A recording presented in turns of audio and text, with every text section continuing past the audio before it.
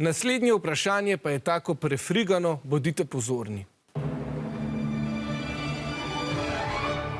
Imamo analogno uro. Koliko je ura, če veliki kazalec kaže 12, mali pa je natančno med 1 in 2?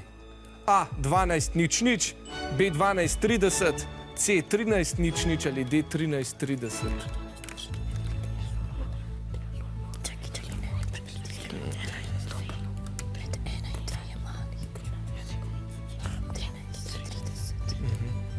Ne bi pol bil na 12.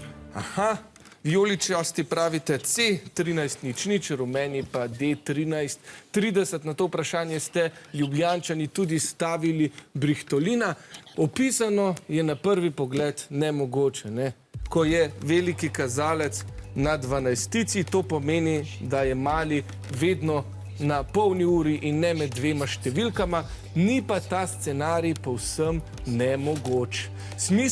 Smiselno je samo, če se torej veliki kazalec nahaja na 12-tici, mali pa na enki in dvojki, ki skupaj sestavljata številko 12, torej med to enico in dvojko.